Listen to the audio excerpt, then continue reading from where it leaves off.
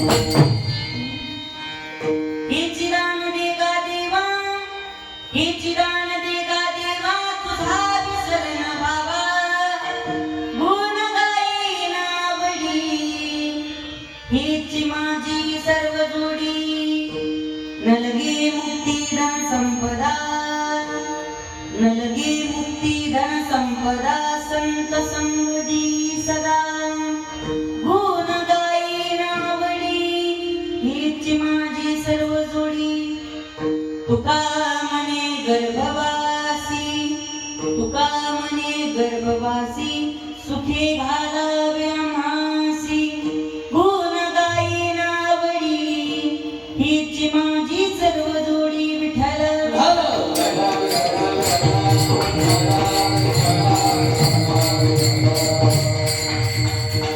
शुक्लां ब्रह्म विचार सार परमां माद्यां जगद्व्यापिनीं विना पुस्तकदायिनीं भयदां जाड्यन्धकारापां हस्ते स्फटिकमालिकां विदधतीं पद्मासने संस्थितां वन्दे तां परमेश्वरीं भगवतीं बुद्धिप्रदां शारदां विभुं वेणुनादं चरन्तं दुरन्तं स्वयं लीलया गोपवेशं ददानं गवां वृन्दकानन्दनं चारुहासं परब्रह्मलिङ्गं भजे पाण्डुरङ्गं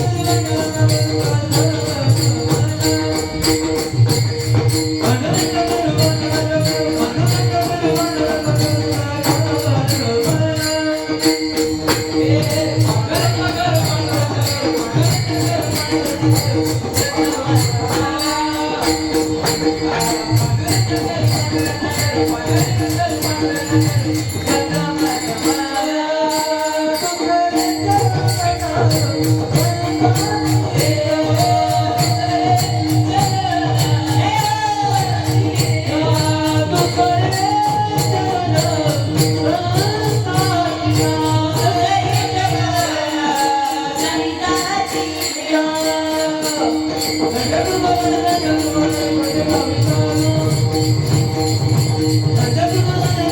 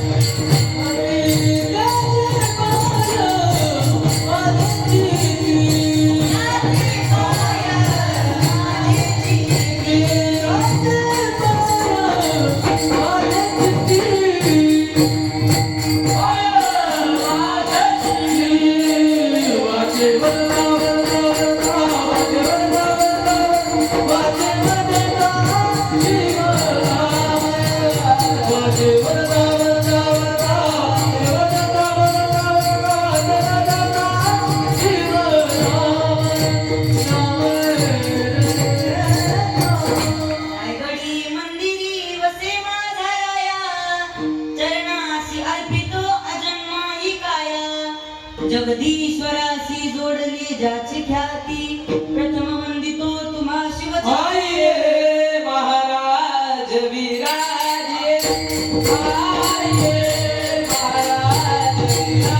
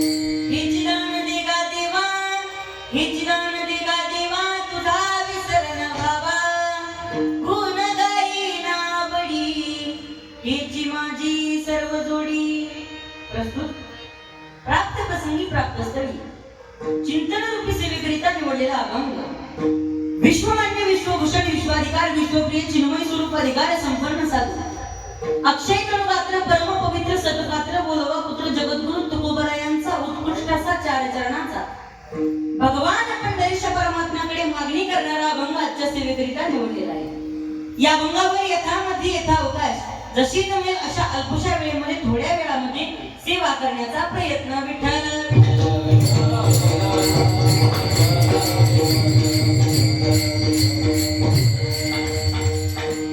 सालाबादप्रमाणे याही वर्षी साधू संतांच्या कृपा आशीर्वादाने भगवान परमात्म्याच्या असीम कृपेने चालू असलेला आपला अखंड हरिनाम सप्ताह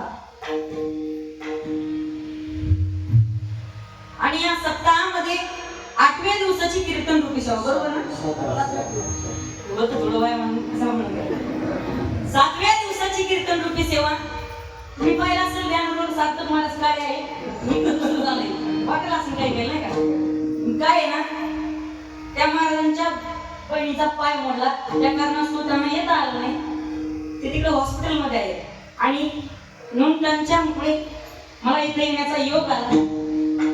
बघा आपण पाहतो सत्य भरपूर ठिकाणी पाहायला मिळतात पण एवढं सगळं वातावरण जुळून कुठे येत नाही महाराज कारण सत्य मोठमोठे असतात पण आता कसं झालं माहिती का आपल्या गावामध्ये गायकाकडे पाहिलं तर नाच करायचा एक नंबर साऊंड सिस्टीम मध्ये जाऊन सेट काढायला जायचं जोरदार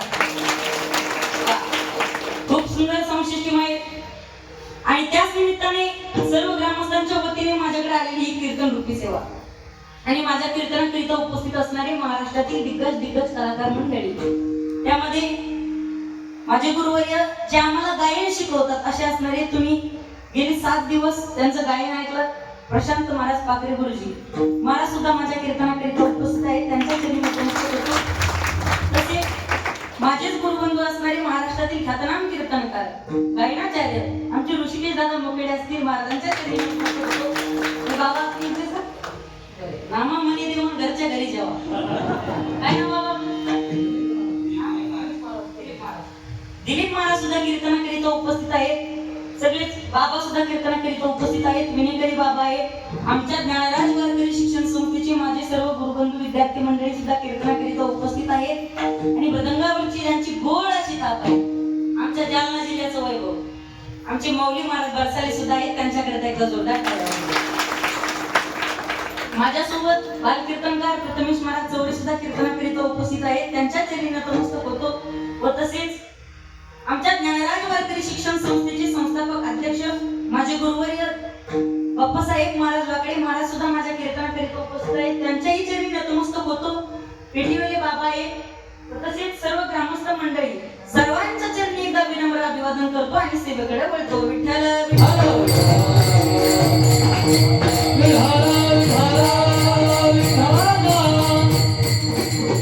सेवेकरिता निवडलेला अभंग जगद्गुरु तुकोबारायांचा आहे.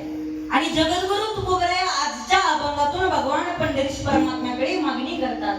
हेची दान देगा देवा, देवा तुला जर मला काही द्यावं असं वाटत असेल तर मला हे दान दे. कोणतं दान?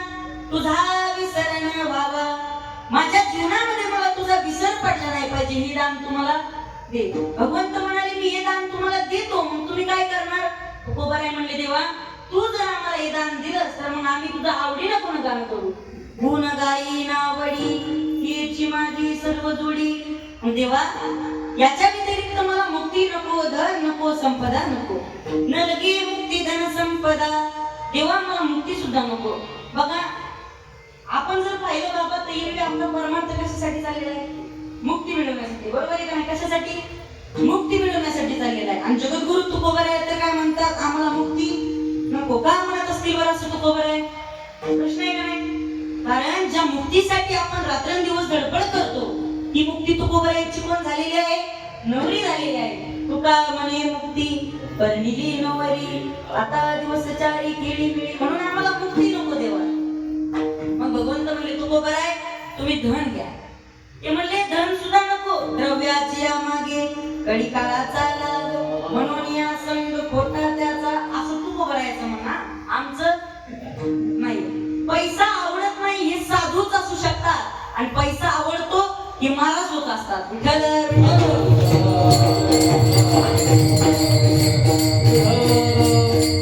बघा आपण सगळे पैशामुळे धडपड करतो. बरोबर आहे का नाही? आणि महाराज म्हणतात मला पैसा नका. तुम्ही ऐकणारे लोक चांगले म्हणून मी तुम्हाला सांगत राहतो.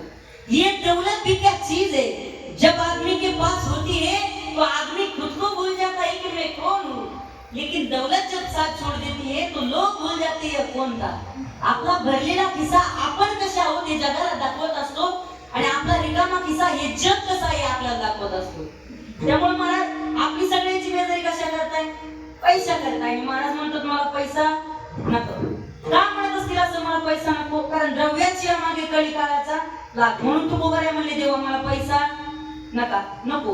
आता बघा आपण सगळे पैशाच्या मागे पळतो. बरोबर आहे का नाही? महाराज आपण पैशाच्या मागे पळतो पण लक्ष्मी ज्याच्या पायाची दासी झालेली आहे त्याला त्याची चिंता करायची काय गरज आहे का? काही करायची गरज आहे का? बघा एक दिवस या मृत्यू लोकांमधून एक मृत यात्रा निघाली आणि मृत यात्रा निघाल्याच्या नंतर लक्ष्मी मातेने त्या पैशाचा पाऊस त्या मृत यात्रेवर पाडायला सुरुवात केली. आणि लक्ष्मी माता भगवंताला म्हणते की देवा या सगळ्या जगात तुमच्यापेक्षा किंमत मला जास्त आहे. काय म्हणली लक्ष्मी? देवापेक्षा जास्त किंमत कशाला आहे? आपल्या भाषेमध्ये सांगायचं म्हणलं तर पैशाला. कशाला किंमत आहे? पैशाला. भगवंत म्हणाले लक्ष्मी मला बोलून दाखवू नको, मला काय तर सिद्ध करून दाखव. त्यावेळेस एक दिवस अशी जी मृत यात्रा निघाली आणि त्या मृत यात्रेवरती लक्ष्मी मातेने पैशाचा पाऊस पाडायला सुरुवात केली. पण जसा पैशाचा पाऊस पडत असताना त्या लोकांनी पाहिला, लोकांनी त्या प्रेताला सोडून दिलं आणि पैसे जमा करायला लागले. मला सांगा जर प्रेत यात्रेवर पैशाचा पाऊस पडत असेल तर त्या प्रेताला धरून कोणी राहणार आहे का? राहणार आहे का? जाऊ दे प्रेत यात्रेचं होऊ नये पण इथं पैशाचा पाऊस पडायला सुरुवात झाली. तुम्ही कीर्तन ऐकाल का? तुम्ही ऐकाल का नाही हा नंतरचा भाग आहे, पण मी करलच का नाही हा पहिला भाग आहे. विठ्ठल विठ्ठल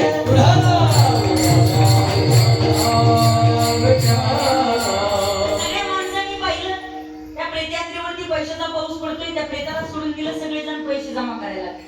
लक्ष्मी माता देवाला म्हणते, देवा हे बघा ही माझी या जगातली किंमत आहे. लोकांनी प्रेताला सोडून दिलं आणि पैसे जमा करायला लागले, ही माझी या जगातली किंमत आहे. भगवंत म्हणाले, लक्ष्मी तुझी किंमत मला चांगलीच कळाली. सगळे माणसं पैशाच्या मागे पळाले, पण एक माणूस पैशाच्या मागे नाही पळाला. लक्ष्मी म्हणे, कोण? भगवंत म्हणाले, जो मरून पडलाय, जो प्रेत म्हणून पडलाय, तो पैसे पाहून उठूनही नाही बसला आणि पैशाच्या मागे पळाला देखील नाही. कशामुळे? लक्ष्मी माता म्हणल्या, देवा तुमच्या का मेंटल हॉस्पिटलच्या गोळ्या संपल्या का? मेलेला माणूस कसा पडेल? भगवंत म्हणाले, उत्तर मिळालं असेल तुला नका देऊ मी, कारण जोपर्यंत मी या शरीरात आहे तोपर्यंतच तुला कोणीतरी विचारणार आहे.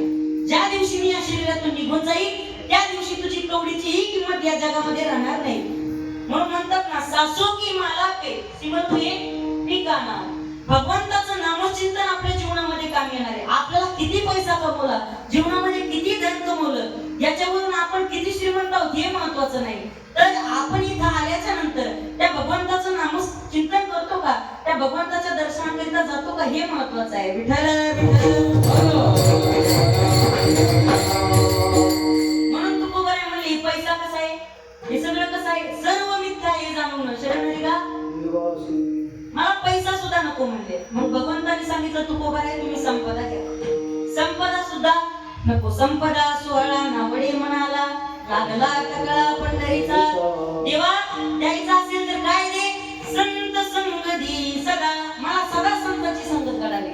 आपण जर असतो तर आपण काय मागितलं असतं? आपल्याला देवाकडे गेलं मागायचं कळतं का? कळतं मागायचं. बरं तुकोबाराय म्हणतात, देवा मला संत संग दे. देव म्हणले, देतो तुम्हाला मी संत संग सुद्धा देतो, पण तुम्हाला काय करावं लागेल? गर्भवासाचं दुःख सहन करावं लागेल. माता माऊल्यांनो तुम्ही सांगा, गर्भवासाचा कमी दुःख आहे का? कमी दुःख आहे का?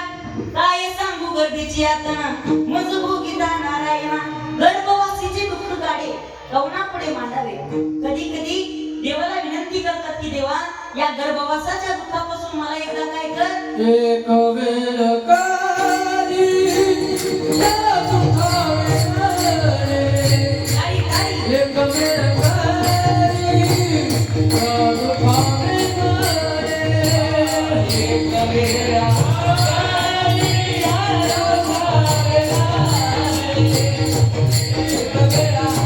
काली या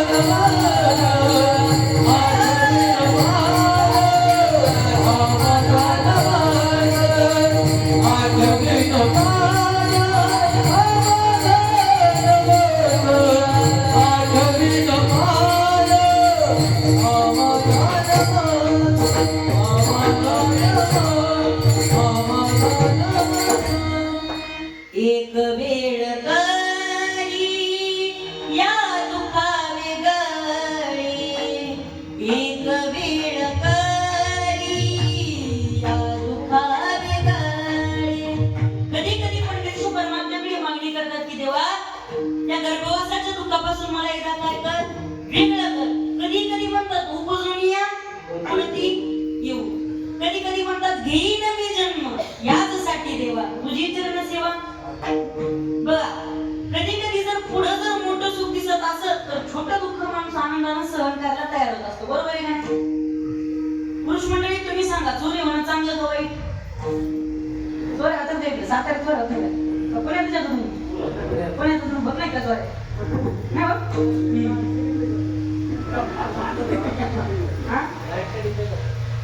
असं होतं ना. बरं चोऱ्यात होत ना, मग चोरी होणं चांगलं का वाईट? चोरी होणं वाईट आहे. बरोबर आहे का नाही? चोरी चांगली कशी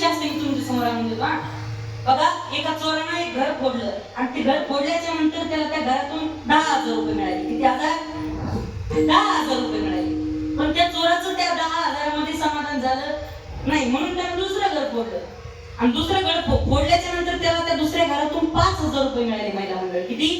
5,000. पहिल्या घरचे 10 आणि या घरचे 5, किती झाले?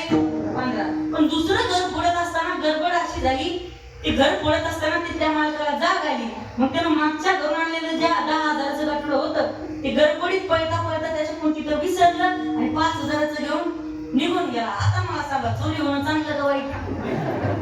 हा, गेले किती हजार? मिळाले किती? 5 कसे मिळाले? किती? 10. फायदा कितीचा? रोज हो दे ना, बरोबर आहे का? आज बी हो दे, तुमच्या घरी नाही माझ्या घरी.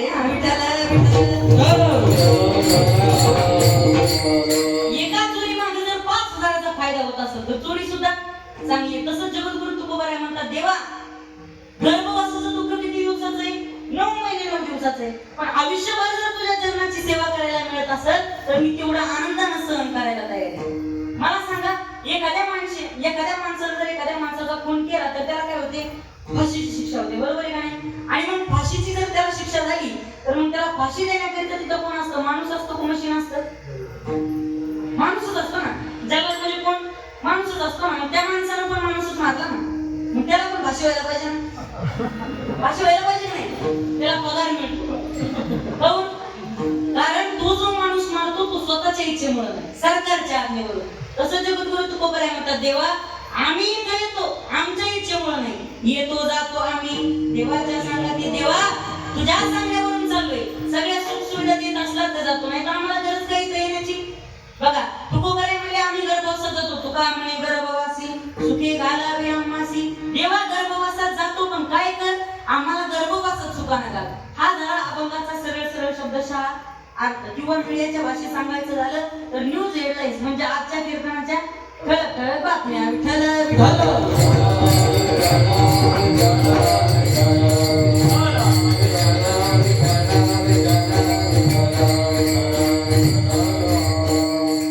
सज्जना हो, जगद्गुरु तुकोबाराय आजच्या अभंगातून भगवान पंढरीश परमात्म्याकडे मागणी करतात. बघा, मागतो प्रत्येक जण, पण काय मागतात, कुणाला मागतात, किती मागतात, कशासाठी मागतात, या सगळ्या गोष्टींना काय आहे? काही ना काहीतरी शास्त्र आहे. व तसा जर प्रश्न आपल्या डोळ्यासमोर उभा राहत असेल, जगद्गुरु तुकोबारायांची परंपरा काय आहे? तुकोबाराय तर एका ठिकाणी म्हणतात, तुकोबारायांचा मागणाऱ्याला विरोध आहे. तुकोबाराय म्हणतात, भिक्षा पात्र अवलंबिने जळोजिनेला जिरवाणे, तुका म्हणे करी ब्रह्मांड ठेंगणे. हात बसली दिने दिग्गजाचे, हात बसली दिने दिग्गजाचे,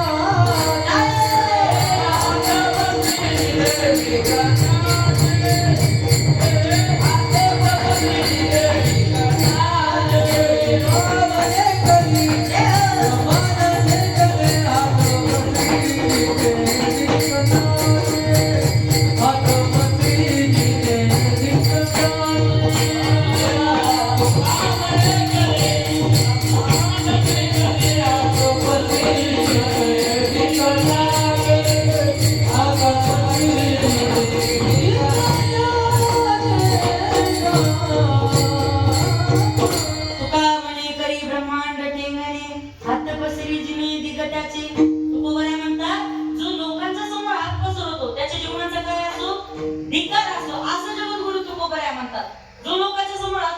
त्याला तुकोबारायांचं त्याला काय आहे?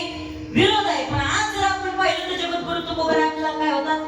मागताना दिसतात. बघा, प्रत्येक जण मागतो, पण काय मागतो, कुणाला मागतो, या सगळ्या गोष्टीला काय असतं? काही ना काहीतरी शास्त्र असतं. तसं जर आपण पाहिलं, तुकोबाराय मागणाऱ्याच्या विरोधात बोलणारे आहेत, पण आज जगद्गुरु तुकोबारायला आपल्याला मागताना दिसतात. बघा, काय मागावं हे सुद्धा आपल्याला कळायला पाहिजे. काय झालं? 3 जण मित्र होते आणि त्या 3 जण मित्राला काय झालं? देव प्रसन्न झाला. आणि देव प्रसन्न झाल्यानंतर ते 3 मित्र कसे होते माहिती का? माझ्यासारखे थोडे थोडे काळे होते दिसायला. कसे होते? काळे होते दिसायला. त्या 3 मित्राला काय झाला? देव प्रसन्न झाला. देव प्रसन्न झाल्याच्या नंतर देवानं सांगितलं, ए बाबांनो, तुम्हाला काय मागायचं तर मागा. पहिला मित्र उभा राहिला, मला देवा मला काय कर म्हणे? गोरं कर. देव म्हणला तथास्तु. त्याला काय झालं? गोरं केलं. दुसरा मित्र होता, दुसऱ्या मित्राची बरेली. दुसरा मित्र उभा राहिला, दुसऱ्या मित्रानं सांगितलं देवा याला बरं केलं ना मला याच्यापेक्षा बरं कर. आता देव असतो देवता असतो मला दुसरा सुद्धा काय झाला त्याच्यापेक्षा बरं झाला. आता तिसरं थोडं इच्छित होतं ते उठलं आणि देव म्हणे माग तुला काय मागायचंय ते म्हणे या दोघाला पुन्हा मागायचं म्हणजे काय मागावं हे तरी माणसाला कळलं पाहिजे. बरोबर आहे का नाही. आता आपण देवाकडे जातो पण देवाकडे गेल्याच्या नंतर काय मागतो बघा काही मागणं उचित असतं आणि काही मागणं अनुचित असतं. बरोबर आहे का नाही. मग जगद्गुरु तुकोबारे देवाकडे काय मागतात उचित मागतात का अनुचित मागतात. बघा जगद्गुरु तुकोबारे देवाकडे गेल्याच्या नंतर देवाला वाटायचं की तुकोबारेने माझ्याकडे काहीतरी मागावं. मागण्याची आस पाही मुखाकडे चिंतिल्या रुकडे मनोरथ. बघा तुकोबारे जर देवाकडे गेले तर देवाला वाटायचं की आपल्याकडे यांना काहीतरी काय करावं मागावं. पण देवाला जर आपलं कसं असतंय माहिती का आपण जर देवाकडे गेलो तर देवाला चिंता पडते नेमकं मागतंय काय. म्हणजे देवाकडे गेल्याच्या नंतर काय मागितलं पाहिजे उचित मागितलं पाहिजे. बघा एक दिवस काय झालं जगद्गुरु तुकोबारे पंढरपूरला गेले. पंढरपूरला गेल्याच्या नंतर तो भगवान परमात्मा त्याची मान अशी खाली होती. तुकोबारांनी सांगितलं देवा तुझी मान खाली काय. त्यावेळेस देवानं सांगितलं की तुकोबारा तुमच्या भक्तीनं माझ्यावरती एवढं कर्ज झालंय की मला तुमच्याकडे पाण्याची सुद्धा काही नाही माझी पात्रता नाही मला तुमच्याकडे सुद्धा बघा वाटत नाही. त्यावेळेस जगद्गुरु तुकोबारा म्हणतात देवा असं का बरं. देव म्हणले तुकोबारा तुम्ही मला काहीतरी मागा या ऋणातून मला काय करा मुक्त करा. त्यावेळेस जगद्गुरु तुकोबारा म्हणले देवा मी मागितलं असतं रे पण आमच्या वडिलांची काय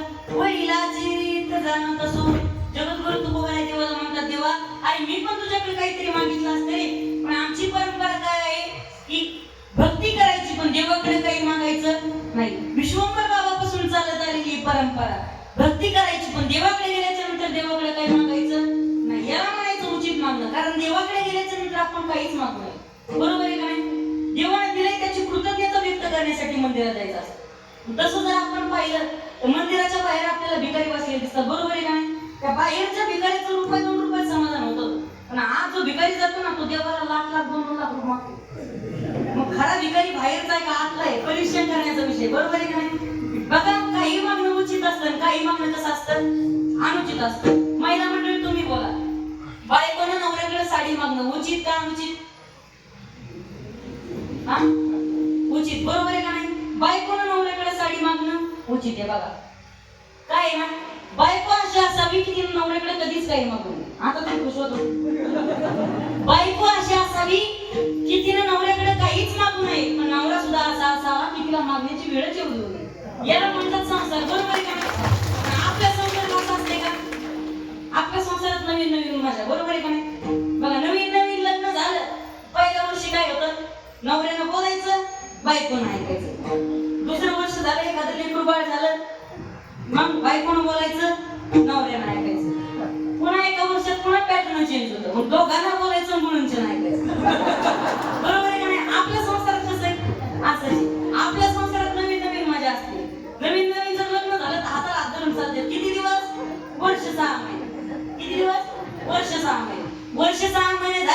हे 10 फूट पुढे ही 10 फूट मागं. बरोबर आहे का नाही? कशामुळे? बघा काय झालं, एक बाबा आणि आजी 80 वर्ष त्याचं किमान वय असं, दोघं जण बाजारातून हाताला हात धरून चालले आणि त्यांच्याच वयाचा एक मित्र त्यांच्या जवळ आला. त्या बाबाला म्हणे, बाबा लय प्रेम दिसतं म्हणे तुमचं, एवढं वय झालं तरी हाताला हात धरून चालले म्हणे तुम्ही. ती म्हातारी म्हणे, प्रेम प्रेम काय नाही, हात सोडला की दुकानात घुसती म्हणून हात धरून चालले. म्हणजे नवीन नवीन जे प्रेम असतं ते नंतर आता का बघा, काही मागणं उचित असतं, काही मागणं अनुचित असतं. बायकोनं नवऱ्याकडे साडी मागणं उचित, बरोबर आहे का नाही? बायकोनं नवऱ्याकडे साडी मागणं उचित आहे, पण पेरणीच्या टायमाला नेहमीच मागत असेल तर नाही वाल्या खोकं आणायला पाहिजे म्हणून. कारण पेरणीच्या टायमाला केलेले दागिने गहाण ठेवावे लागतात, खाता पिण्याची व्यवस्था करावी लागते. त्यावेळी दागिने मागणं काय अनुचित आहे. बघा, काही मागणं उचित आणि काही मागणं अनुचित. मग आपण देवाकडे गेल्याच्या नंतर देवाला उचित मागितलं पाहिजे. बघा, महाभारतामध्ये प्रसिद्ध मागणी कुंती मातेची. कुंती माते देवाकडे गेल्याच्या नंतर काय मागितलं? बघा, महाभारताचं युद्ध संपलं, हस्तिनापुराचं राज्य पांडवाला मिळालं आणि ते पांडवाला मिळाल्याच्या नंतर भगवंत आता रथामध्ये बसून हसत मुद्रेने सगळ्याचा निरोप घेत आहे. निरोप घेत असताना रथ थोडा पुढे आल्याच्या नंतर एका आपलेचा आवाज देवाच्या कानावरती पडला. तो आवाज होता अभिमन्यूची पत्नी उत्तरा माता. त्या उत्तरा मातेच्या गर्भावरती ब्रह्मास्त्र सोडलं होतं आणि त्या ब्रह्मास्त्राच्या तेजाने त्या उत्तरा मातेची काया जळत होती. त्यावेळेस ती उत्तरा माता देवाकडे आली आणि देवाला म्हणते, देवा, अरे ब्रह्मास्त्राच्या तेजाने माझी काया काय होईल, जळायली. या जळणाऱ्या कायापासून माझं काय कर, याचं रक्षण कर. जळे माझी काया लागला वनवा, घाबरे केशवा माया बापा. देवा, या ब्रह्मास्त्राच्या तेजाने माझी काया जळती, याच्यापासून माझं काय कर, रक्षण कर. त्यावेळेस भगवंतानी त्या उत्तरा मातेच्या गर्भामध्ये प्रवेश केला आणि तो गर्भ वाचवला. तेच पुढे कोण झाले? राजा परीक्षित झाले. पुन्हा भगवंत रथामध्ये जाऊन बसले आणि रथामध्ये बसल्याच्या नंतर रथ पुन्हा थोडा पुढे आल्याच्या नंतर पुन्हा एका जणाचा आवाज देवाच्या कानावरती पडला की हाक होती कुंती मातेची. कुणाची? कुंती मातेची हाक होती. कुंती माता देवाकडे आली. देवाला म्हणते, देवा, कुठे चाललास? आतापर्यंत आमच्यावर संकट होते, सगळे मोठे महारथी भीष्माचार्य द्रोणाचार्य सगळे आमच्या विरोधात उभे होते, पण सगळ्यांना सोडून आमची पार्टी जिंकून आणली आणि आता कुठे चाललास? म्हणजे जोपर्यंत आमच्यावरती संकट होतं, जोपर्यंत आमच्यावरती दुःख होतं, तोपर्यंत आमच्या सोबत राहिलास आणि आता कुठं आम्हाला राज्य मिळालंय, आता आम्हाला सोडून जातोस? देवा, आम्हाला सोडून जाऊ नको. त्यावेळेस भगवान म्हणतात, माझं काम होतं महाभारताचं युद्ध संपेपर्यंत तुमच्या सोबत राहायचं. मी राहिलो का नाही? द्वारकेचा राणा पांडवा घरी किती दिवस राहिलो? महाभारताचं युद्ध संपेपर्यंत, तुम्हाला राज्य मिळेपर्यंत राहिलो, पण मला आता राहता येणार नाही. त्यावेळेस ती कुंती माता देवाला म्हणते, देवा, मी आतापर्यंत तुझ्याकडे काहीच मागितलं नाही. काय? आतापर्यंत तुझ्याकडे मी काहीच मागितलं नाही, पण मला शेवटचं तुझ्याकडे एक मागायचंय. त्यावेळेस भगवंत म्हणतात, देवा, त्यावेळेस भगवंत म्हणतात, आत्या, तू माझी कोण आहेस? आत्या आहेस. आणि आतापर्यंत असं कधी झालंय का की तू मागावं आणि मी न द्यावं, असं झालंय का? माग म्हणे, तुला काय मागायचंय? त्यावेळेस कुंती मातेनं अतिशय गोड उत्तर दिलं. कुंती माता देवाला म्हणते, देवा, काय कर, हे आत्या भाषेचं नातं आहे ना, हे नातंच मला नकोय. कारण कधी कधी नात्यामध्ये अधिकार कळत नसतो बरं का. त्यावेळेस कुंती माता देवाला म्हणते, देवा, हे नातं मला नकोय, आत्या भाषेचं नातं काय कर, तोडून टाक. मग एकच नातं ठेव. कोणतं? मी बघतो तू देव ऐसे करी. कारण देवा, या नात्यामुळे मला तुझं देव पण कळालं नाही. कुंती माता देवाला म्हणते, देवा, कुठे चाललास? आम्हाला सोडून जाऊ नको. जोपर्यंत आमच्यावर दुःख होतं तोपर्यंत आमच्या सोबत होतास रे देवा, पण आता कुठे चाललास? बघ, मला काय कर, जाता जाता मला एक गोष्ट दे. काय गोष्ट? काय दे? मला काय कर, माझ्या जीवनामध्ये फक्त दुःख दुःख दुःख आणि दुःखच दे. का मागितलं बरं जीवनामध्ये दुःख? कारण ज्या वेळेस आमच्यावरती दुःख होतं, कुंती माता म्हणते बरं का, ज्या वेळेस आमच्यावरती दुःख होतं त्यावेळेस तू आमच्या सोबत होतास. आणि मग तू जर गेल्याच्या नंतर आमच्या जीवनात आम्हाला काही शिल्लक राहील का? नाही. त्यामुळे काय कर, आम्हाला फक्त दुःख दे. आणि दुःख असल्याच्या नंतर काय होईल? तू आमच्या सोबत असेल. आणि मग देव जर सोबत असला तर मग कैसी भय चिंता. एकदा जर देव आपल्या जवळ हरी हरी हरी हरी आला.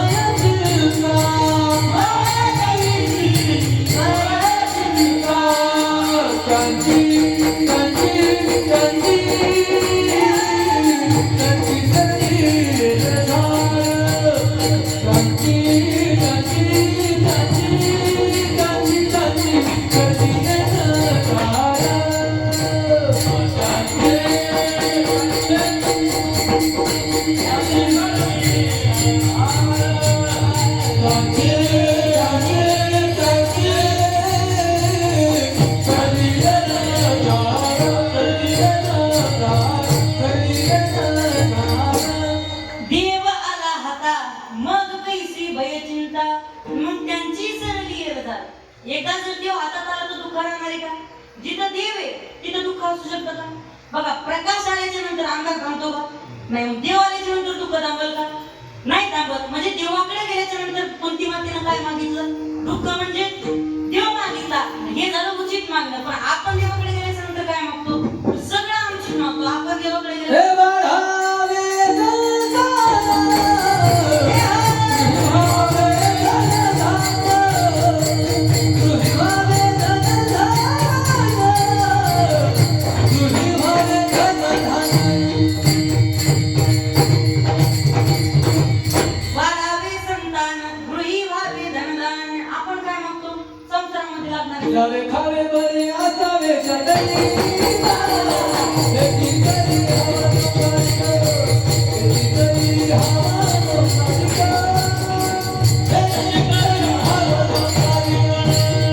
एकी करी हवा मालिका. यावे खावे बरे असावे सदैव. संसारिकाची हाव काय असते? कपडे पाहिजे, गाडी पाहिजे, घोडी पाहिजे, बंगला पाहिजे. काय असते? ही संसारिकाची हाव असते. पण आपण देवाकडे गेल्याच्या नंतर हे नाही मागितलं पाहिजे. कारण हे कसं आहे? अनुचित मागणं आहे. बघा, ये बाई दुकानदाराकडे गेली. आता कसं झालं माहिती का? पहिलं पावसाळ्यात पाऊस पडायचा, पण आता उन्हाळ्यात पण पाऊस पडतो बरं का. ये बाई छत्रीच्या दुकानामध्ये गेली. दुकानामध्ये गेल्याच्या नंतर तिने त्या छत्रीवाल्या दादाला विचारलं, अहो छत्री आहे का? दुकानदार म्हणे आहे ना ताई. किती रुपयाला आहे? 100 रुपयाला आहे. ती म्हणली 100 रुपये नाही मिळणार. म्हणले मग तुम्ही सांगा. ती म्हणली 50 रुपये देते. 50% आरक्षण आहे ना. तिने अर्ध्यावर सांगलं. ती काय म्हणली? 50 रुपये देते. तो माणूस म्हणे, ताई कोणीचं ताई मी काय करा, तुमचे 50 राहू द्या, माझे 100 राहू द्या, 80 रुपये द्या आणि छत्री घेऊन निघून जा. ती बाई म्हणे, तुम्ही 80 म्हणताना आता 80 नाही भेटणार, आता 40 रुपयाला द्या. बाया बार्गेनिंग करायला एक नंबर असेल बरं झालं तारखी घ्यायला बाया नाही.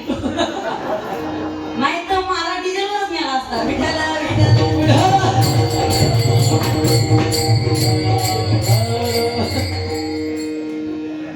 त्या बाईने छत्री मागितली. ती काय म्हणे? 40 रुपयाला द्या. तो म्हणे, तुमचे 40 राहू द्या, माझे 80 राहू द्या, आता 50 रुपयाला घेऊन निघून जा. ती म्हणे, नाही आता 50 नाही, आता 25 ला द्या. ती पुन्हा अर्ध्यावरच आणायची. तो माणूस चिडला, तो म्हणे फुकटच घेऊन जा. ती म्हणे मग 2 द्या. आता हे मागणं उचित आहे का अनुचित आहे? हे मागणं कसं आहे? अनुचित मागणं आहे. बघा, बायांना पुढे काय करावं याची कळत नाही बरं का. कधी कधी जर भाजीपाला घ्यायला गेला ना, हे कधी थोडी 10 रुपयाला असं ना, ते 3 रुपयापासून मागायला सुरुवात करतात. बघा बघा, एखादी जर जुडी घ्यायची असेल, मेथीची जुडी म्हणा, कोथिंबीरची जुडी म्हणा, 10 जुडी असली तर 3 रुपयापासून मागायला सुरुवात करतात. आणि एकदा ब्युटी पार्लरला गेली की 2-2, 3-3 हजार रुपये तिने विचार करत नाही. मला आपण फक्त ओरडतो, थोडेफार महागाई वाढली, भाजीपाल्याचे भाव वाढले की आपली ओरडायला सुरुवात होती. सामान्य माणसाचं जगणे मुश्किल करून ठेवलं या सरकारनं. अशी ओरड असते का नाही? काय भाजीपाला मागे महाराज असून 100 रुपयाची वर एकतरी भाजीचा भाव आहे का? पण एक भाजी 700-800 रुपये किलो आहे. ज्याला कळाल त्याला धन्यवाद. ये भाजी 700-800 रुपये किलो आहे. ती भाजीचा भाव वाढला म्हणून कधी आंदोलन झालं का? त्या भाजीचा भाव वाढला म्हणून कधी कलेक्टर ऑफिसला निवेदन केलं का? त्या भाजीचा भाव वाढला म्हणून कधी काही आंदोलन झालं का? दुष्काळ फक्त मानसिकतेचा आहे, बाकी दुष्काळ कोणताच नाही. जी वस्तू मला पाहिजे ना, मग किती जरी रुपयाला असली तरी मी काय करणार आहे? घेणार आहे. माणसाचा स्वभाव आहे मला. बघा, माणसाचा स्वभाव कसा आहे? बघा, गरीब माणूस असू द्या, श्रीमंत माणूस असू द्या, 1 रुपयाची शॅम्पूची पुडी आंघोळीला घेऊन जातो. बरोबर आहे का नाही? मग 1 रुपयाची शॅम्पूची पुडी गरीब माणूस असू द्या, श्रीमंत माणूस असू द्या, सगळी लावतो का? नाही. अर्धी आज लावतो, अर्धी उद्याच्याला ठेवतो. पुढे काय कसं करायचं सुद्धा माणसाला कळलं पाहिजे. 1 रुपयाची शॅम्पूची पुडी घेतो, अर्धी आज लावतो, अर्धी उद्याच्याला ठेवतो, पण 300चा खांबा एका दमात आणतो. आधी बाप उद्याचा विचार करा. माणसं कुठं काय करतात ते सांगता येत नाही. म्हणजे 1 रुपयाची शॅम्पूची पुडी अर्धी आज लावायची, अर्धी उद्याच्याला ठेवायची आणि 300चा खांबा एका दमामध्ये आणायचा. महाराज कसं असते माहिती का? फक्त मानसिकतेचा दुष्काळ आहे. जी वस्तू आपल्याला पाहिजे, एखादी समजा गोष्ट जर पाहिजे असेल, मग ती केवढ्याला जरी असली तरी काय करायची? ती आम्ही घेणार आहे. पण महाराज तसंच आपण देवाकडे गेल्याच्या नंतर देवाकडे काय मागितलं पाहिजे? उचित मागितलं पाहिजे. आता मागे संक्रांतीचा सण येऊन गेला, बरोबर आहे का नाही? काय झालं? नवीन नवीन लग्न झालेलं होतं, एक नवरा आणि बायको. आता नवीन नवीन लग्न झाल्याच्या नंतर पहिला मंडळ कसं असतंय? बायको उठ म्हणली की उठायचं, बस म्हणली की बसायचं, निघ म्हणली की निघायचं. पुढं घर नाही तुमच्याकडे जवळ? घर नाही? बायको आहे किती तुमची?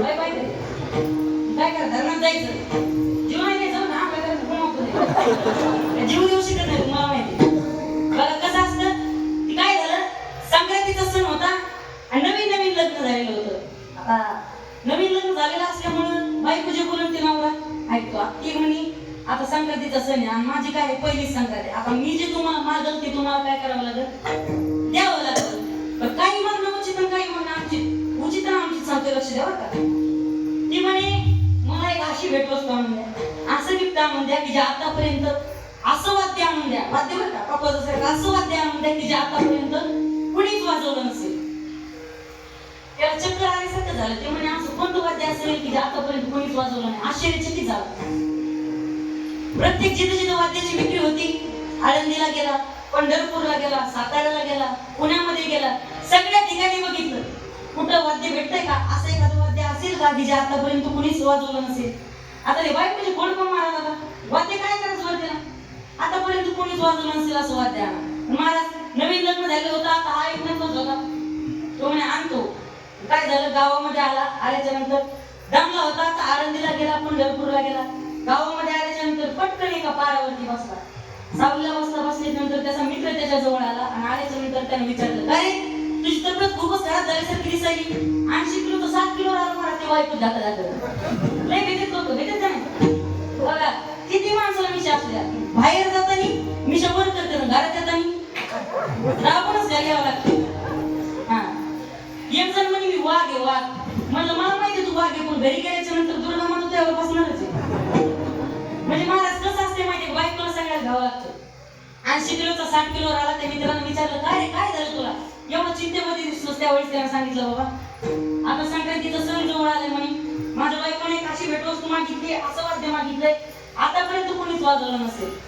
मित्रानं थोडा विचार केला, त्याला सुद्धा विचित्रच वाटलं ते. पण विचार केला तो माहित, मी तुला असं वाद्य आणलं. बघा कठीण काळामध्ये जो आपल्या काम येतो तोच आपला मित्र असतो बरं का. त्या मित्रानं सांगितलं, थांब म्हणे, 1 दिवसाचा वेळ दे, मी तुला ते वाद्य आणून देतो.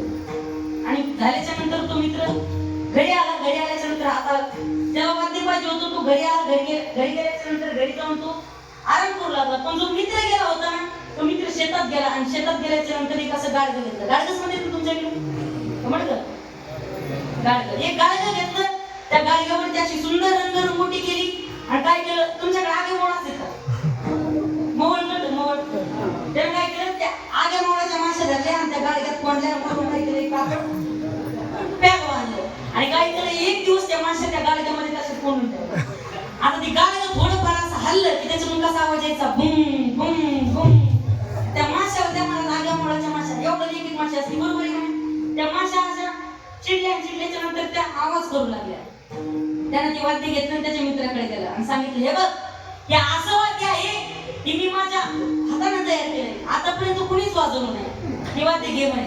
त्या मित्राने त्याचे धन्यवाद व्यक्त केले. ते म्हणे, खरंच असं वाद्य आणून दिलंस, तुझे खरंच आभार. वाद्य घेतलं, घरी आला. घरी आल्याच्या नंतर बायकोला म्हणे, हे बघ तो सांगितलं होतं मला, आतापर्यंत असं कोणीच वाजवलं नसेल, असं वाद्य आणून द्या, धर म्हणे हे वाद्य. तर त्या बायकोला एवढा आनंद झाला, एवढा आनंद झाला. सगळ्या गावभर सांगत फिरली, तुला म्हणून सांगते, तुला म्हणून सांगते, तुला म्हणून सांगते, तुला म्हणून सांगते. सगळ्या गावात केलं. बाहेरच असंच असते महाराज. मला कधी कधी प्रश्न पडायचा की पुरुष मंडळी जर गाडीत पेट्रोल टाकायला गेले तर महिला मंडळी बाहेर ठेवते. नंतर कळलं तिला लिहिलेलं असते आग लावणाऱ्या वस्तू. काय केलं, तुला म्हणून सांगते. लाडक्या बहिणी झाले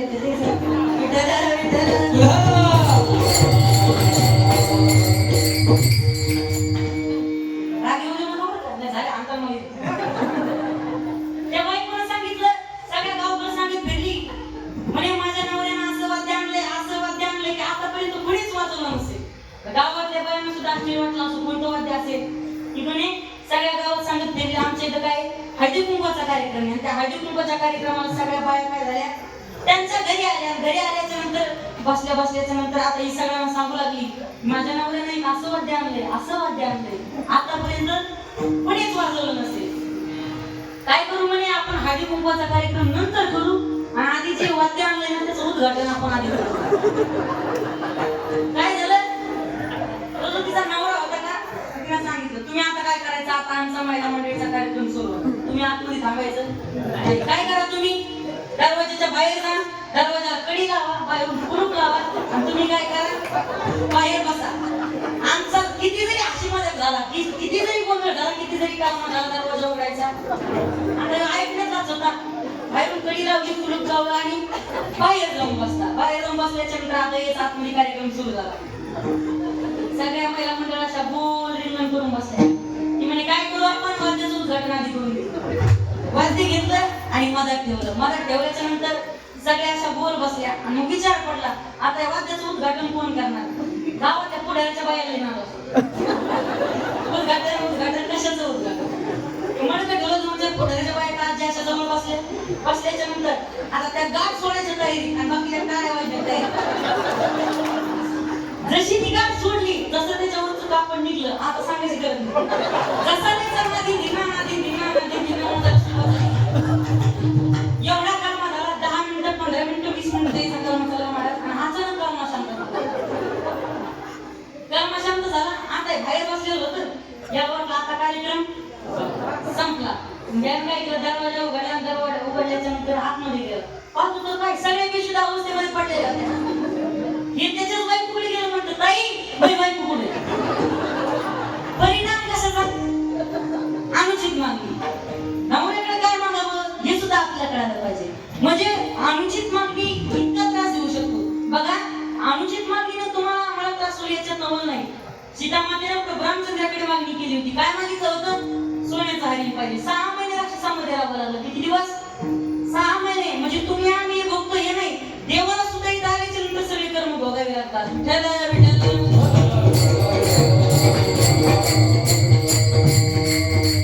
बघा काही मागणं उचित असतं आणि काही मागणं अनुचित असतं. आपण देवाकडे गेल्याच्या नंतर फक्त देवाला देवच मागावा. देव सोडून बाकीचं मागणं म्हणजे अनुचित मागणं आणि देवाकडे जाऊन देवच मागणं म्हणजे उचित मागणं. बघा अर्धा एक तास जरा तुम्ही म्हणता जगद्गुरु तुकोबाराय देवाला म्हणायचे की देवा काय करा, माझ्याकडे काहीतरी मागा. तुमचं माझ्यावरती ऋण झालंय, माझ्यावर काहीतरी मागा, माझ्याकडे काहीतरी मागा. त्यावेळी जगद्गुरु तुकोबाराय म्हणतात देवा तुला मला द्यायचंय ना, एकच दे. काय दान दे, अभंगाचं प्रथम हे जी दानने गादेवा,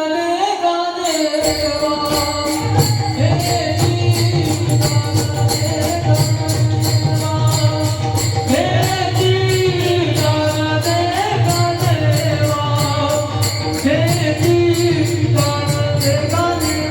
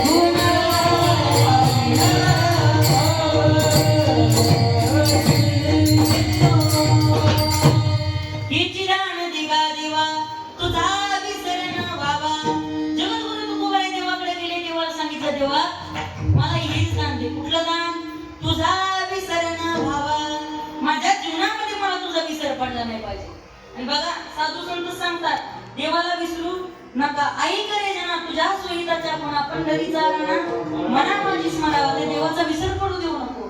आजकाल काय झालं, आपलेच माणसं देवाला विसरत चालले. बरोबर आहे का नाही? 100% मुसलमानाला त्याच्या अल्लाचं अस्तित्व मान्य आहे, बरोबर आहे का नाही? पण 50% हिंदू लोकांना आपला देवच मान्य नाही. या आपल्या हिंदूंची काय शोकांती काय महाराज? कारण आपल्या सुखाला आपला देव कळत नाही, बरोबर आहे का नाही? तर आपल्या देवाचं अस्तित्व, आपल्या धर्माचं अस्तित्व आपल्याच माणसाला जर मान्य नसेल तर आपला धर्म संपायला वेळ लागणार नाही.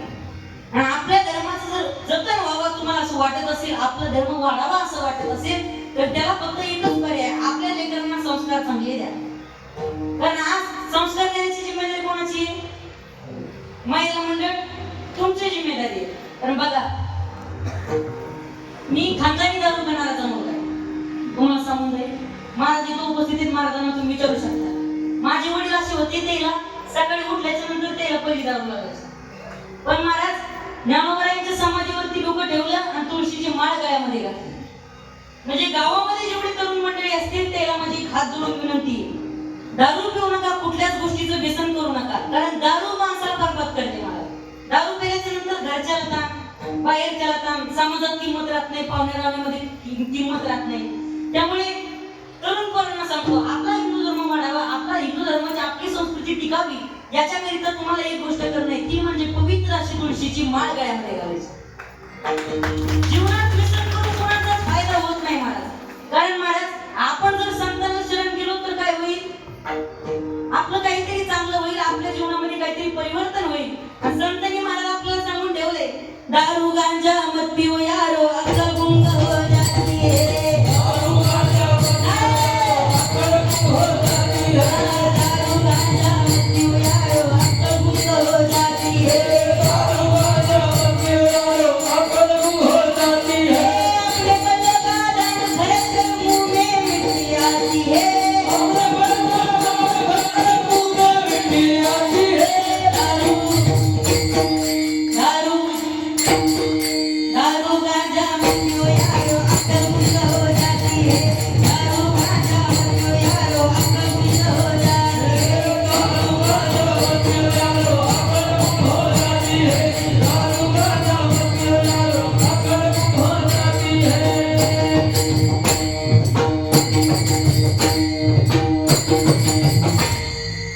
माझ्या वडिलांना उठलं की सकाळी पहिली दारू लागायची.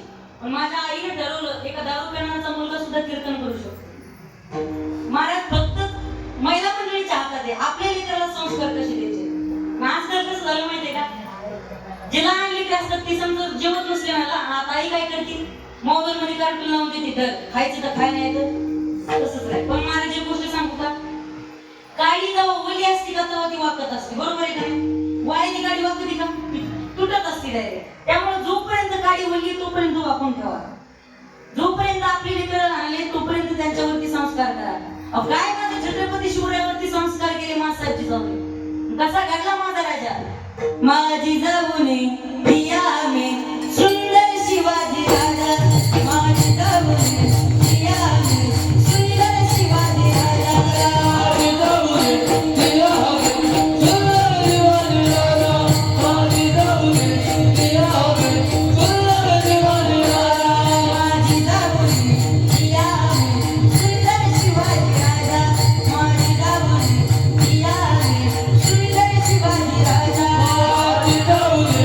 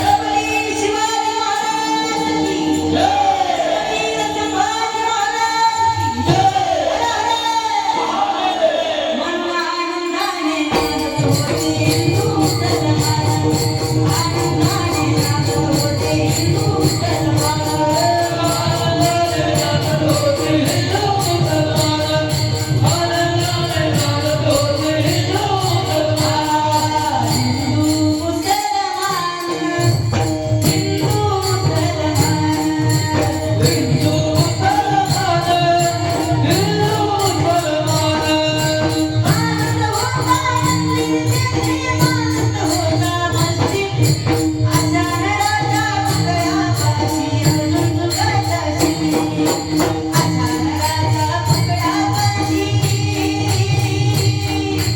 अशा नराच्या पुतळ्यापाशी अर्जुन चुकती म्हणून आनंदाने नाचत होती हिंदू मुसलमान आनंदाने नाचत होती हिंदू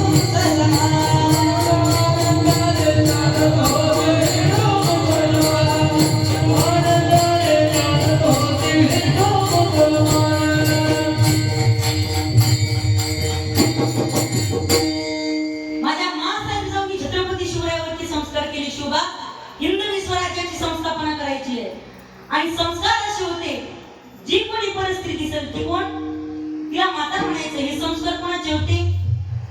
माझी जाऊनचे संस्कार होते. आपण आपल्या लेकराला सुद्धा असे संस्कार दिले पाहिजे कारण आजकाल काळाची गरज आहे महाराज संस्कार देणं. काय झालं 50% लोकांना आपला देव मान्य नाही, आपला धर्म मान्य नाही आणि महाराज आपला देव देश धर्म जर पुढे जावं वाटत असेल तर आपल्या लोकांना पहिले जागृत करण्याचं काम कोणाकडे आणि आजकाल जागृत करण्याचं काम कोणाकडे जर असेल तर ते फक्त वारकरी संप्रदायातील कीर्तनकार गायनाचार्य मृदंगाचार्य यांच्याकडे आहे. कारण महाराष्ट्रामध्ये लोक कोणच ऐकत नाहीत महाराज मंत्राचं सुद्धा महाराज लोक असं आता ऐकतात महाराज कारण ऐकायलाच पाहिजे. आपल्या हिंदू धर्माची संस्कृती आपल्या संतांनी घालून दिलेली संस्कृती महाराजी. संतांनी ज्ञानेश्वरी गाथा कोणासाठी लिहिला? आपल्यासाठी लिहिला पण आपल्याला वाचता येतो का? आपले लोक काय म्हणतात खरंच ज्ञानेश्वर माऊलींनी भिंत चालवली असेल का? ज्ञानेश्वर माऊली शब्द चुकीने आला. खरंच ज्ञानेश्वर भिंत चालवू शकतो का? तुकाराम खरंच वैकुंठाला गेला का त्याचा खून झाला? हे शब्द कोणाचे? आपल्याच माणसाचे. आवडले आपल्या नाहीतच महाराज. विठ्ठल विठ्ठल आपल्या धर्माचा स्वाभिमान आपल्याला असला पाहिजे. कुणाचा धर्म कसा आहे कुणाचा धर्म वाईट हे आपल्याला माहित नाही पण आपला धर्म किती श्रेष्ठ आहे जगापुढे मांडला पाहिजे. काय झालं एक हिंदूचा माणूस होता आणि एक मुसलमानाचा माणूस होता. दोघ जण होडीने प्रवास करत होते. प्रवास करत असताना मोठी होडी एक नदी होती मोठी नदी होती आणि त्या नदीच्या मधोमध ती होडी गेली आणि होडी गेल्याच्या नंतर मोठं वारा आल्याच्या नंतर त्यांची होडी काय झाली पडली झाली. एक हिंदूचा माणूस होता आणि एक मुसलमानाचा माणूस होता. दोघ जण पाण्यामध्ये पडल्याच्या नंतर दोघांनी आपापल्या देवाचा धावा करायला सुरुवात केली. आता जो हिंदूचा माणूस होता त्याने लगेच गणपती बाप्पाचा धावा करायला सुरुवात केली. वक्रतुंड महाकाय सूर्यकोटी समप्रभ निर्विघ्नं कुर्मे देव सर्व कार्येषु सर्वदा. गणपती बाप्पाचा धावा करायला सुरुवात केली. पुन्हा याच्या लक्षात आलं तो म्हणे गणपती बाप्पा कसे आहेत म्हणे हिरी म्हणे गणपती बाप्पाला चलत यायला घामीर उन्हाळ्याचे दिवस आहेत म्हणे त्याला काय होईल उशीर लागेल म्हणे. मग काय करायचं त्याच्या फादरला फोन लावू म्हणे. फोन नव्हते फोन म्हणजे काय करू स्मरण करू भगवान शंकराचं स्मरण करायला सुरुवात केली. नागेंद्र हराय त्रिलोचनाय भस्मांगराय महेश्वराय नित्याय शुद्धाय दिगंबराय लक्ष्मीकराय नमः शिवाय. आणि पुन्हा लक्षात आलं कसं असते माहिती लागू मूर्त पाठ करून केलेलं असते. एखाद्या मधून चला पंढरपूरला ते काय म्हणतो माहिती काय नलगती सायास जावे वनांतरा बोले भगवान आलं पाहिजे म्हणजे लागू मूर्त पाठ करून केलेलं असतं. बरोबर आहे का नाही? आता यानं महादेवाचं स्मरण करायला सुरुवात केली पण पुन्हा लक्षात आलं शिव भोळा चक्रवर्ती भगवान शंकर कसे म्हणे भोळे. आता मी बोलवलं पुन्हा दुसऱ्या कधी बोला आधी त्याच्या कळत नाही तो रोज तुम्ही काय होईल पुन्हा दुसऱ्या देवाचा दावा करायला सुरुवात केली. पण जो मुसलमानाचा माणूस होता महाराज त्याचं सारखं चाललं होतं अल्लाह अल्लाह अल्लाह अल्लाह. त्याचा अल्लाह आला बी त्याला घेऊन गेला बी आणि आपला इथंच गेला बी. कशामुळे झालं कोणता तरी एक देव धरला नाही. आपुला तो एक देव करून घ्यावा त्याने विना जीवन सुख नाही आणि सुख जर व्हावं वाटत असेल तर काय करावं लागेल ते जगद्गुरु तुकोबाराय म्हणतात ना की तुझा विसरण व्हावा. सुख जर पाहिजे असेल तर काय त्या भगवंताचं स्मरण आपल्याला करता आलं पाहिजे. तुकोबारायांनी सुद्धा जीवनात देवाच्या नावाचं स्मरण केलं आणि म्हणून जगद्गुरु तुकोबाराय म्हणतात देवा मला तू हे दान दे कुठलं दान जीवनात तुझा विसर नाही झाला पाहिजे आणि जर मग तुझा मला विसर झाला नाही तर मी काय करेल अभंगाचं दुसरं जग गुण गायन आवडी आवडी गुण गायन आवडी आवडी गुण गायन आवडी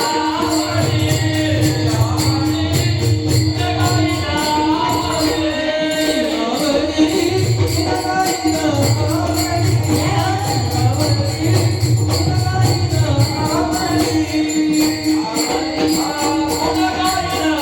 आवडी आवडी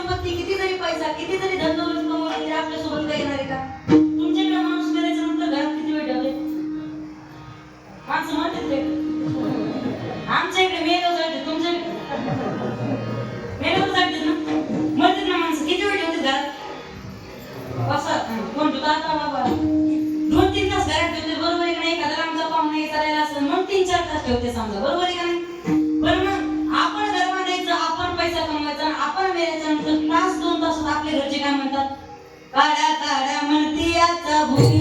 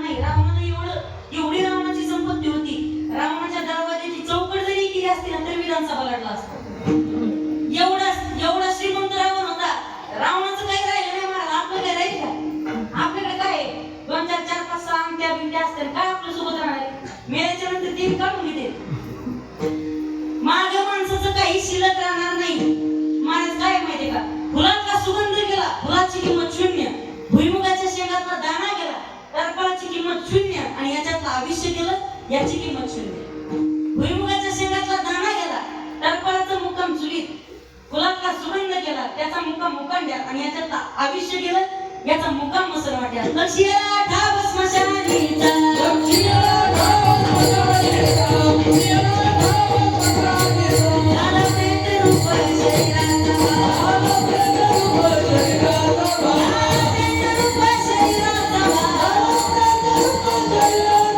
पेट रूप शरीराचा लक्षियाला ठाव स्मशानीचा लक्षियाला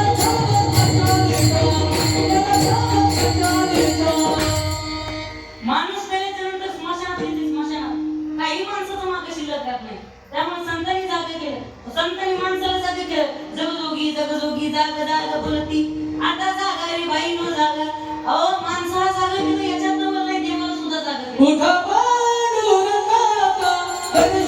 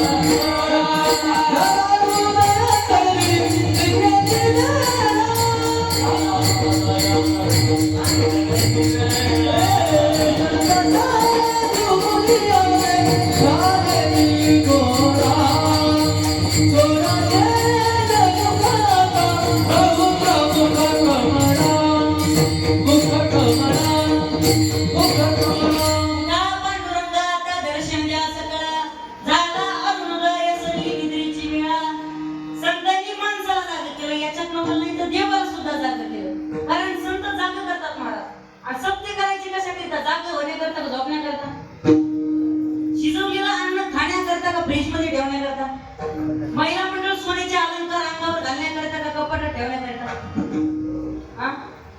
देव कशाकरिता दिला देवानं काय झालं एक माणूस होता रात्रीचे 1:30 वाजले त्या माणसाला चोरांनी मरुस्तर मारलं रक्त सांडूस्तर मारलं ते घरी आणलं बायको कशी रडायला लागलं लय मारलं म्हणे मला चोरांनी बायकोनी लाज वाटते का पिस्तूल होता ना तुमच्या जवळ ते म्हणे पिस्तूल पण तुला म्हणून जमलं नाही पिस्तूल घेऊन दिले बाबा पिस्तूल कशा करताय गोळ्या घालण्या करताय का नाही पण उपयोग कळा का काही माणसाकडे लय वस्तू असतात मला वापरायची जागत नसते कसं असतं माहितीये का प्रवास करायचा म्हणलं तर गाडी चांगली पाहिजे प्रवासी व्यवस्थित पाहिजे गाडी चांगली पाहिजे आणि जो ड्रायव्हर आहे ना तो फुल पेलेला पाहिजे बरोबर आहे का नाही महाराज वस्तू प्रत्येकाकडे असतात पण वापरण्याची किंमत कळत नाही तर कसं वापरत ते कळत नाही देवानं दिलाय कशाकरिता देवे दिला देह भजना घुमटा आणि जोपर्यंत शरीर चांगले ना तोपर्यंत पार मारतात एकदा याच्यातला आत्मा निघून गेला मागं काय शिल्लक आणि म्हातारपणाची अवस्था एवढी खराब आहे.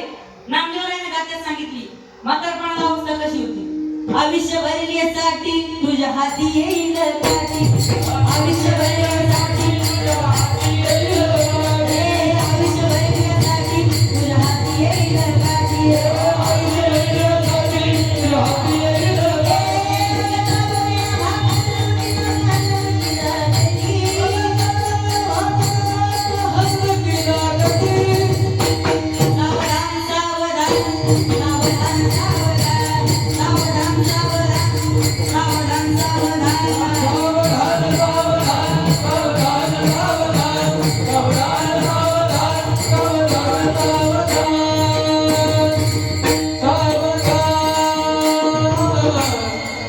जोपर्यंत आयुष्य तोपर्यंत सावध व्हा, जागे व्हा. आता आपल्या सप्त्याला किती वर्ष झाली? 40. आपल्यात काही बदल नाही? बदल झाला पाहिजे महाराज. चलत राहिलं तर गाव आलं पाहिजे, जेवण केलं तर ढेकर दिला पाहिजे महाराज, आणि परमार्थ केला तर माणसात बदल झाला पाहिजे. विठ्ठल विठ्ठल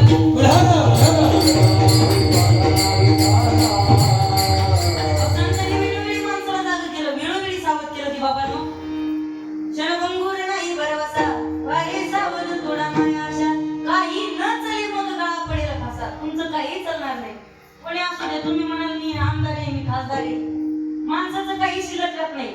आपल्याला जर कोण वाचवणार असेल, तुका म्हणे तुला सोडविना कोणी, एका चक्रपाणी वाचून या.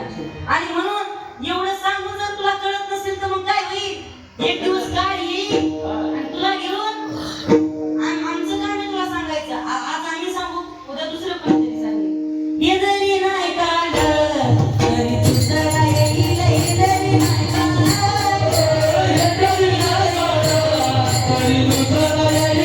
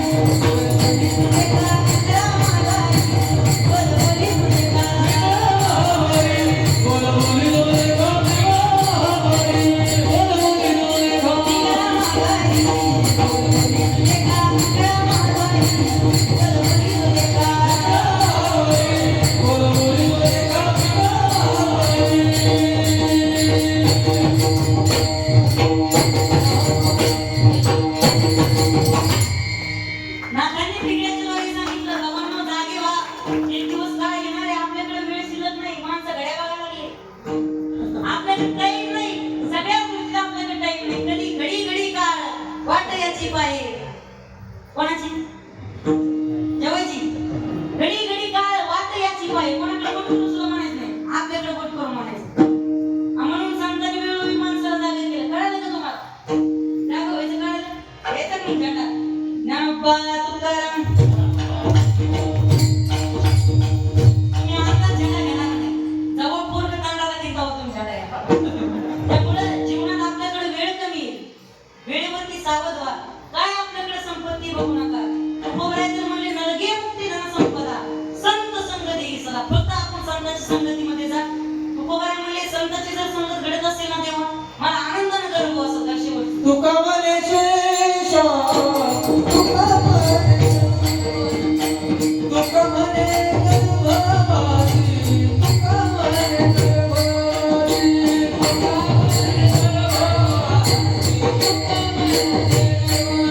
तुका म्हणे गर्भवासी तुका म्हणे गर्भवासी तुका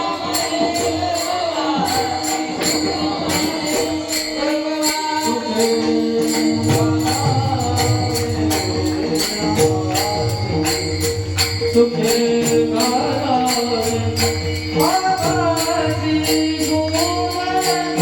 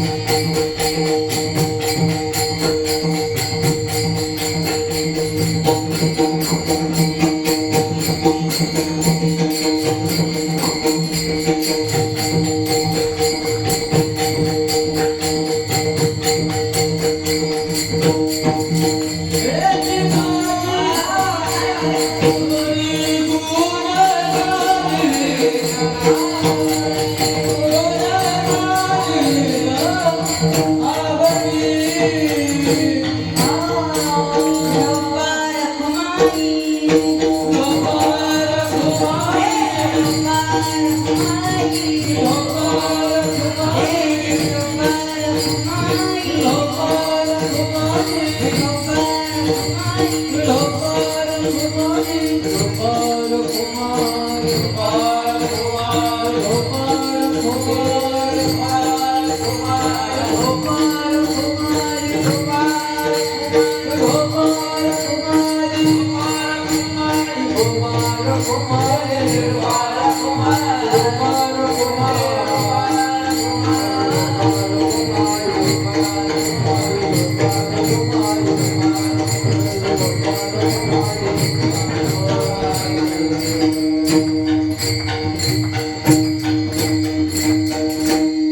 तुम्ही सुंदर अशा प्रकारचे इथं नियोजन केलं त्याबद्दल तुमची सर्व ग्रामस्थांची आज शेवटचा दिवस आहे बरोबर आहे का नाही? आज तसं जागराचा दिवस आहे 12 वाजेपर्यंत चालायचं का जमून का चालतंय हे पण चालतंय बघा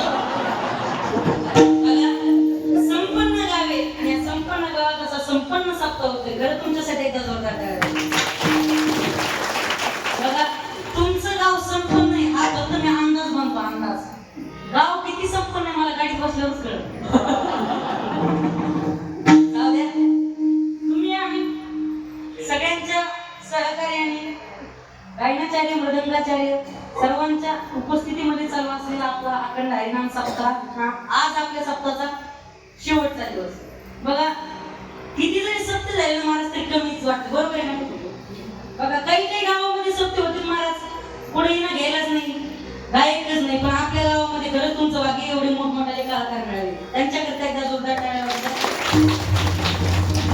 आणि म्हणून आज झालेली कीर्तनरूपी सेवा माऊली ज्ञानोबा यांच्या चरणी अर्पण करतो. भगवान ज्योतिर्लिंगाच्या चरणी सेवा समर्पित करतो. प्रभू रामचंद्राच्या चरणी सेवा समर्पित करतो. गुरुवर्यांच्या चरणी सेवा समर्पित करतो. तुम्हा सर्व श्रोते मंडळींच्या चरणी सेवा समर्पित करून याच ठिकाणी सेवेला पूर्ण विराम. ज्ञानेश्वर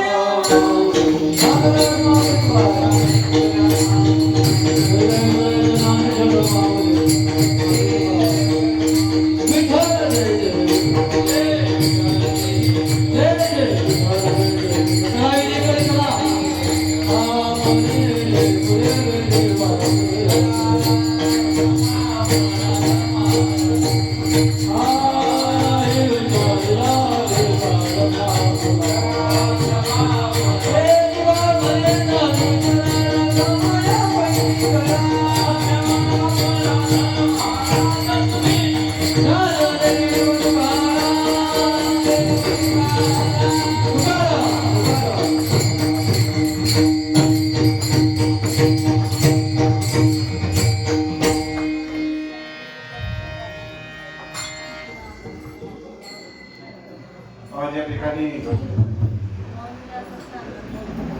टीव्हीवरचा महाराज आपल्याकडे येणार आहे म्हणून सर्वच या ठिकाणी 6 वाजल्यापासूनच वाट बघत होते. पण त्या ठिकाणी पुढे रामायण ऐकलं आणि रामाची सीता कोण तेवढा आपला परिचय आपण करून द्या.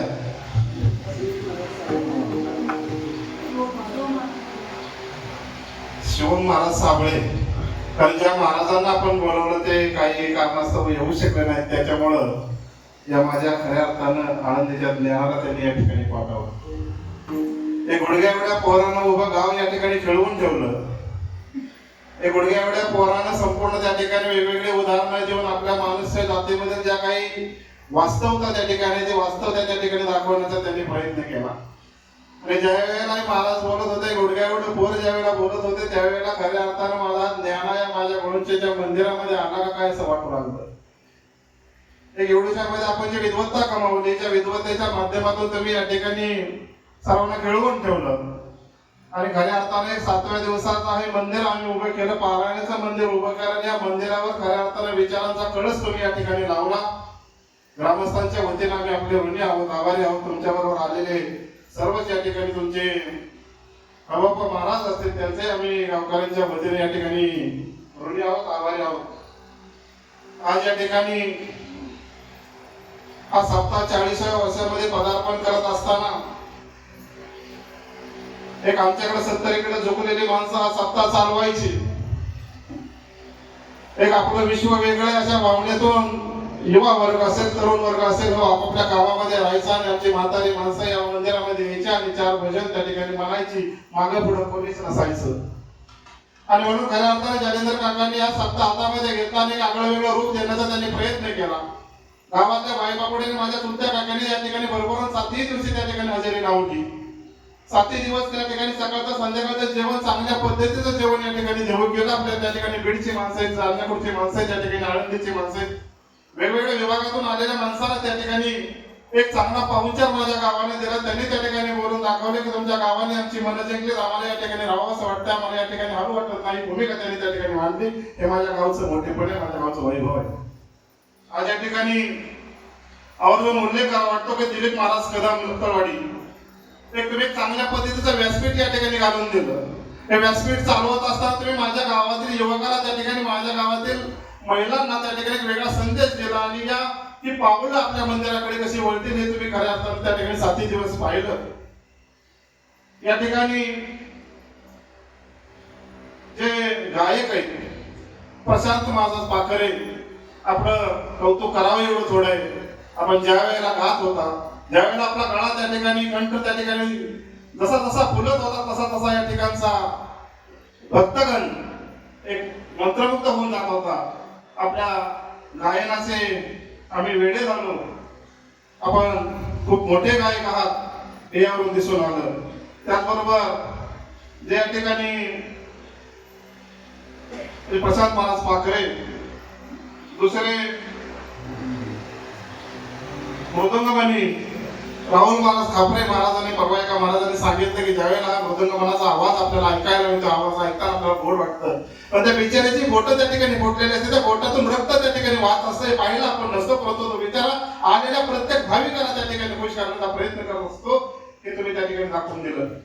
आज महाराज त्या ठिकाणी 7वा दिवस आमचा गावामधून पालखी निघाली. सगळे त्या पालखीच्या सोहळ्यामध्ये मंत्रमुग्ध होऊन त्या ठिकाणी एकरूप झाले होते. ठिकठिकाणी रांगोळ्या घातल्या होत्या, त्या ठिकाणी सडे त्या ठिकाणी घातलेले होते आणि या पालखीचं स्वागत करताना त्या गावातील मंडळी त्या ठिकाणी उत्स्फूर्तपणे त्या ठिकाणी उत्साही भावनेने त्या ठिकाणी पुढे येत होती. या सप्त्याचं वैशिष्ट्य एवढं आहे, 1.5 लाखाच्या घरामध्ये हा सप्ताह गेला. जालेंद्र काका असतील, बुवा काका असतील, उमा काका जुन्नरकर असतील किंवा सर्वच ठिकाणी माणिकभाऊ असतील, अरुणराव असतील, सगळीच मंडळी या ठिकाणी मंदिरामध्ये येऊन बसली. कुणालाही न मागता या ठिकाणी लाखाच्या घरात त्या ठिकाणी लोकांनी पैसे त्या ठिकाणी 2,000 दिलं, 5,000 दिलं, 10 रुपये दिलं, 11 रुपये दिलं, 21 रुपये दिलं. देण्याची भावना आहे. माझ्या गावामध्ये एक देवाचं पारायण चाललेलं आहे, त्या पारायणासाठी आम्ही त्या ठिकाणी सहभागी आहोत दाखवून दिलं. ज्यावेळेला परवा फेसबुकवर टाकलं सर्व एक अभंग त्या ठिकाणी तुकोबाचा असा घेतला की पूर्वजांचा त्यांनी त्या अभंगामध्ये उल्लेख केला आणि ज्यावेळेला पूर्वजांचा उल्लेख केला त्यावेळेला आम्ही या ठिकाणी ऐकायला बसलो असताना आम्हाला आमचे पूर्वज त्या ठिकाणी दिसले आणि आम्ही त्या ठिकाणी सासरू नाही ना त्या ठिकाणी अभंग ऐकला. त्यावेळेला फेसबुकवर मी पोस्ट केली. माझे रोकडे प्राचार्य या ठिकाणी, पुण्याचे प्राचार्य या ठिकाणी आलेले, त्यांना त्या ठिकाणी राहवलं नाही. आलेल्या त्यांनी काकांना सांगितलं की माझ्या कुटुंबाच्या वतीने 2,500 रुपये माझी देणगी देतो आणि मला आज या ठिकाणी कीर्तन ऐकायला यायचंय, म्हणून त्या ठिकाणी ते आज प्राचार्य असून सुद्धा या ठिकाणी आलेले. आपण हे अभंग ऐकतो, आपल्याला असं वाटतं की म्हातारपणा झुकल्यानंतर आपण या भक्ती मार्गाला लागलं पाहिजे, पण तसं नाही. प्रत्येक तुकोबाचा अभंग हा त्या ठिकाणी शिक्षणामध्ये, उच्च शिक्षणामध्ये, आणि म्हणूनच खऱ्या अर्थानं रोकडे सरांना मी विनंती करतो की आपण एक 2 शब्द या ठिकाणी सांगावं. तत्पूर्वी या ठिकाणी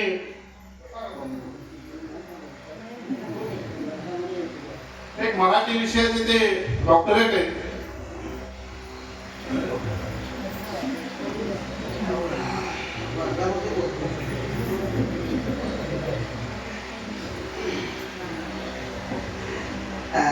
मला सगळेच ओळखतात. काळूबाबूचा महादा ही ओळख, बरोबर.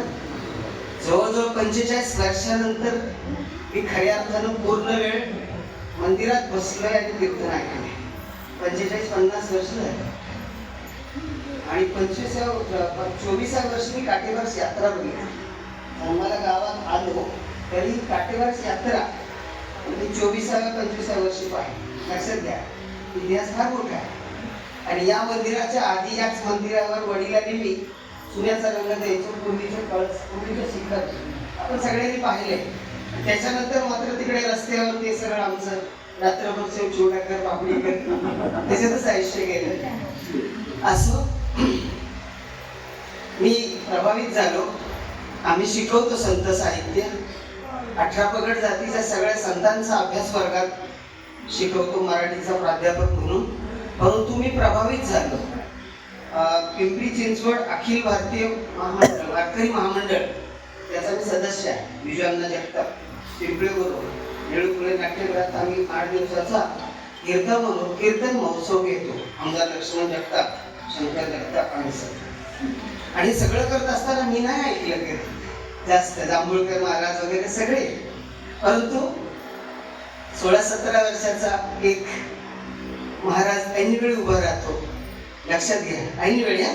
म्हणजे जे महाराज येणार होते नाही का टीव्हीवरची, कुठल्या सोनी टीव्हीवरची, आणि ते बोलणार होते घरी काय दुर्घटना झाली आणि हे बोलायला उभे राहिले. आणि बोलायला उभे राहिल्यानंतर लक्षात घ्यायचं की आपल्याला एक लक्षात येईल की बहिणाबाई, संत बहिणाबाईंनी सांगितलेलं आहे की तुका झालाशी कळस, त्याच्या आधी नामातयाचा किंकर तुका झालाशी कळस. ज्ञानोबांनी हे सगळं 12व्या शतकात सुरू केलं आणि त्याच्यानंतर 16व्या शतकात तुकोबांनी त्याच्यावर कळस चढवलं. तुकोबा 80 वर्षाचे होते. ज्ञानेश्वरांनी 16व्या वर्षी ज्ञानेश्वरी लिहिली आणि 21व्या वर्षी समाधी घेतली. तीच भावार्थ दीपिका, तीच गीता टीका. म्हणजे भगवद्गीतेच्या 700 श्लोकावरून 9000 ओव्यांची ज्ञानेश्वरी ज्यांनी लिहिली तो ज्ञानोबा 16 वर्षाचा होता. आपल्या समोर हा ज्ञानोबाच आज बोलत होता. 16-17 आणि आवाज गोड. मी बाहेरनं आलो तेव्हा मला वाटलं कुणीतरी महिला बोल बाहेर असताना, आणि आत आल्यानंतर बघितलं इतका आवाज गोड, म्हणजे आवाजात जादू आहे. आणि काळजाला 9 रस जे आहेत ना सगळे, करुण रसापासून हास्यरसापर्यंत सगळ्या रसांचा वापर पुरेपूर त्यांच्याकडे आला. सगळं सांगितलं. काही नाही आयुष्यात कुणी कुणाचं नसतं. मलाही 60व्या वर्षी कळतंय कुणी कुणाचं नसतं. आपण सगळे एकमेकाच्या तंगड्या घालून घोडं पळवायची खटपट करतो. अरे बाबांनो, देव दुनियेत माणसाला पाठवतो तो अमक्याचा बाप, अमक्याचा मुलगा, अशा चिठ्ठ्या घेऊन पाठवत नाही. अरे काळजाच्या वाटेने येतील ना तेच खरे हुआ, बाकीचे सारे झूठ. जे काळजाच्या वाटेने येतील तेच. आणि म्हणून त्यांनी जे सांगितलं ते सगळं 40 वर्ष. त्यांनी प्रश्न विचारला की 40 वर्ष हप्ता आहे काय बदललं का, परिवर्तन झालं का? माझं लक्ष होतं. अहो व्यर्थ झाला, व्यर्थ गेला तुका, व्यर्थ ज्ञानेश्वर. बरोबर. इतके वर्ष संतांनी घसा कोरडून सांगितलं तरी बदल झाला नाही. आणि मग शेवटी काय तर त्यांनी सांगितलं की एक दिवस कधीतरी जातो. किती मोठं असलो 4-5 यांनी सांगितलं प्राचार्य उपप्राचार्य कसलं काय, मादा मेला, लोक म्हणतील बॉडी आली बॉडी आली का, कारण तेव्हा नाव नसतं, बॉडी असते. आणि मग काही नाही, या परमेश्वराच्या पुढे लीन व्हायचंय.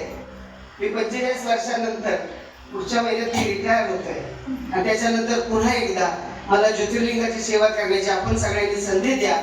मला सामावून घ्या.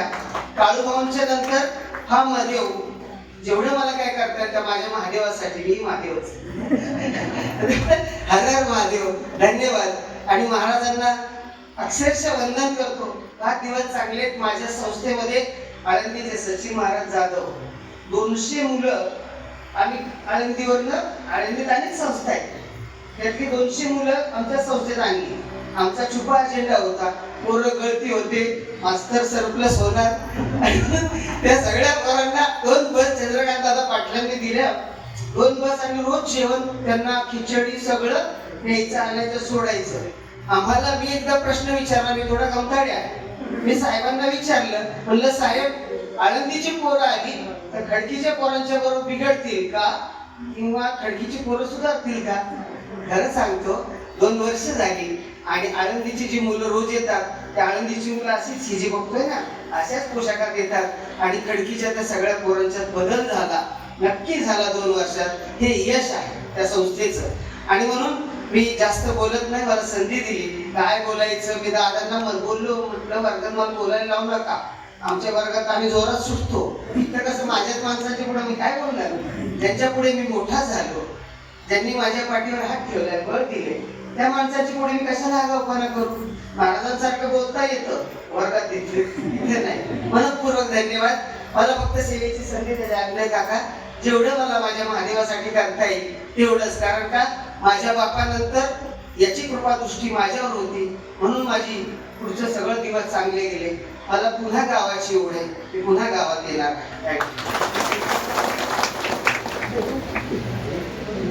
या ठिकाणी आजची जी सेवा आहे, जे सौजन्य दाखवण्याचं कैलासवासी संपतराव जयसिंगराव निगडे यांच्या स्मरणार्थ श्री रामदास संपतराव निगडे यांच्याकडून महाराजांनी सांगितलं मागाशी गाडीत बसल्यानंतर पाकिटाला हात लावल्यानंतर या गावचं वैभव काहीतरी पण महाराज आम्ही ज्यावेळेला निवृत्ती महाराज लाखो रुपये घेत होतो त्याला सुद्धा आम्ही 3,000 रुपयाचा तिथे मागवला होता. आम्ही मनाने मोठे, पैशाने तुटके, विचाराने मोठे, त्यामुळे आम्ही त्या महाराजाचा सन्मान आहे का आमच्या नजरेतल्या ज्ञानोबाच्या माऊलीचा आम्ही सत्कार करतोय. माऊली फाटकाच होता, आमच्या नजरेतला तो तुटकाच होता, त्यामुळे आम्ही तुटकेच आहोत. जे काय आहे ते आपले न ताप असतात ह्याच्यामध्ये ठेवा. या ठिकाणी रामदास काकांना विनंती करतो की आपण त्यांचा तुम्ही सन्मान करावा.